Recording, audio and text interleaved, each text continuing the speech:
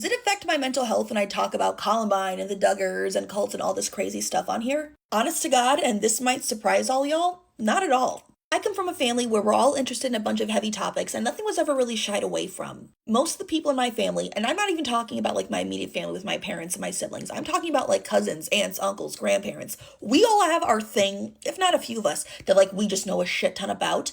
Most of us have multiple of them, and when there's multiple of them, one of them's gonna be something that might be a little morbid or heavy. We all grew up watching like 2020, 48 Hours, Dateline. My favorite TV show when I was in the third grade was Unsolved Mysteries. My aunt is a trial lawyer. She's been an assistant state's attorney. She has worked, actually, she's still now to this day. She is a public defender. Very, very heavy cases that were, some of them have been relatively like high profile in the area that I live in.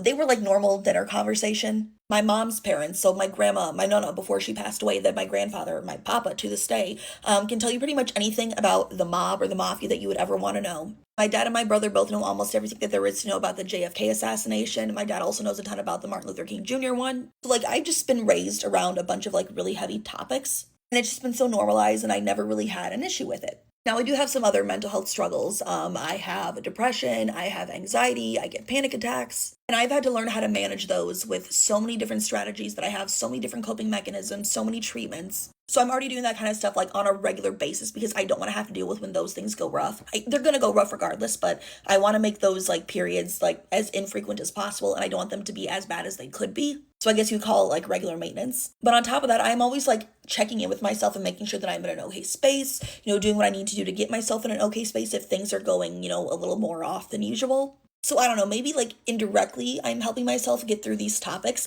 but nothing about like sitting down and recording a bunch of videos talking about Columbine, sitting down and reading books or documentaries or stuff about, the Duggars and their cult and stuff. Like, I don't walk away from those feeling heavy.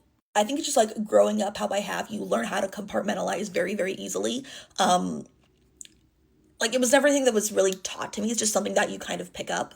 And then I'm just good at self-care to where I'm not really having to like address what's going on. Like, I'm addressing what's going on, but like I never have to sit down and think, oh my God, this was so horrible. Like, I'm able to cope. I brought it up to my therapist and he's just like, if it works for you, if you're fine, that's absolutely cool. Some people are built like that. That's great. He knows I'm taking care of myself and life's good and it doesn't bother me. Thank you for caring though. I mean, it does bother me.